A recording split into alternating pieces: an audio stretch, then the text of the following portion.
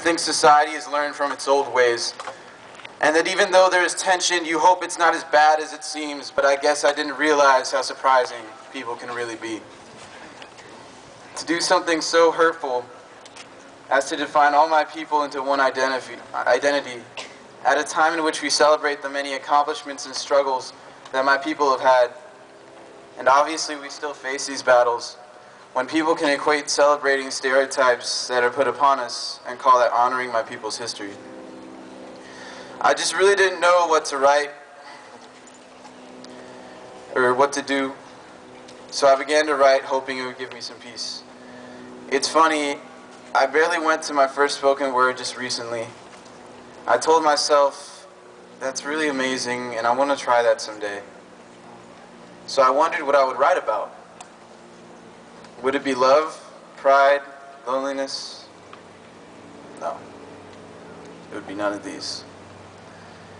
Because fast forward the clock by around 2 weeks, I'm standing here talking to you all, hoping you realize how the injustice of racism strikes my soul.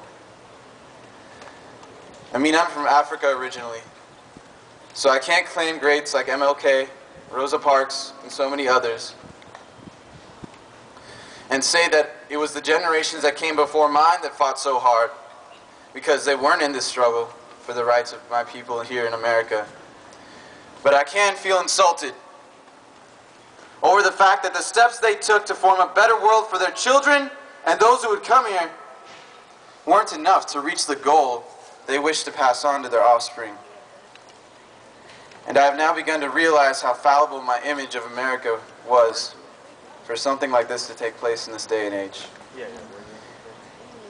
Is my pain, my anger, my pursuit for justice which flow, well, onto this laptop, no. Okay, and make the words to this rhyme.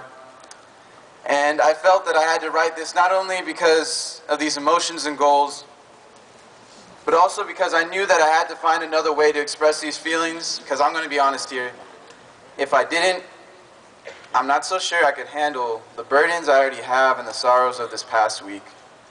So as I'm writing this, I realize that I'm getting a little better. But I guess it's going to take time to realize that I have to leave this in God's hands and love those who did this. It's really a hard thing to do and it's killing me. But I guess in that sense, even if I had held it all in my body, mind, and soul, that it would have just killed me sooner than if I had given it over to him before. Because I know that he told me that justice is his and his alone, and so I'm trusting that God will give me the strength and time to forgive. So all these pressures of being a good student, a faithful Christian, and a grieving person are all bearing down on me.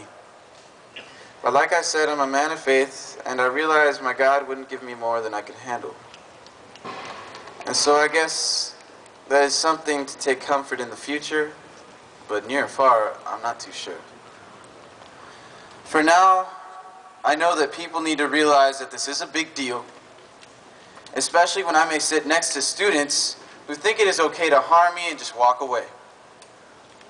Or when they say they understand, because I know they can't even begin to fathom the depth of my pain.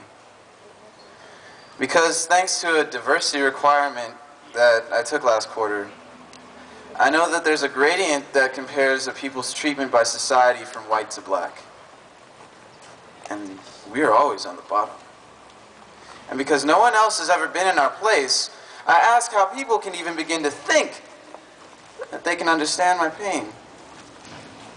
And it hurts me also when they ask us to explain why I feel what I feel. And I know that I have to answer the questions eventually. But do I really have to do it now?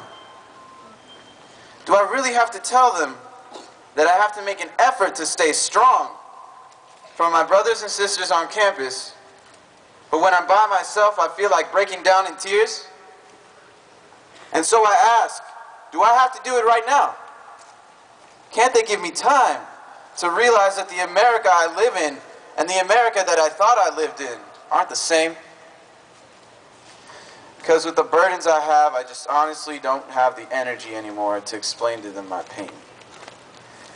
than to ask to break it down even more just goes to show how much they will never understand.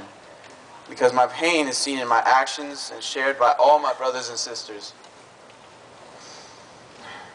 And when someone can see the despair on my face, the sadness in my voice, it's time for them to realize that those emotions are highly motivated, and the anger that is built and fostered within my body is not because I can't control my feelings, but rather caused by a society, and a university that wasn't meant for me. It is for these reasons that I wish I could take a break from reality and make an effort to try to understand the society and all that is going on around me. But then I fear I would realize that I would never be able to, and in consequence lose myself in the endless amount of questions I'd ask, as if I knew the answer already but just refused to. And so I go through every day with motivation to push through it, hoping life can give me the answer to the questions that I must have asked myself time and time again.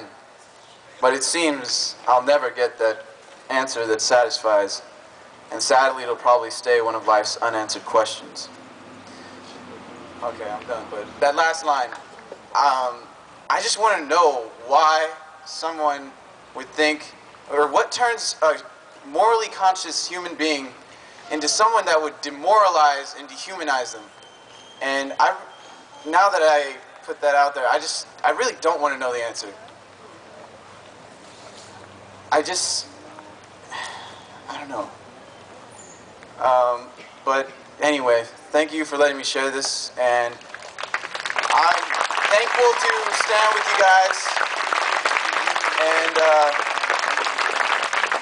you honor me, I honor you, and I'm really, thank you.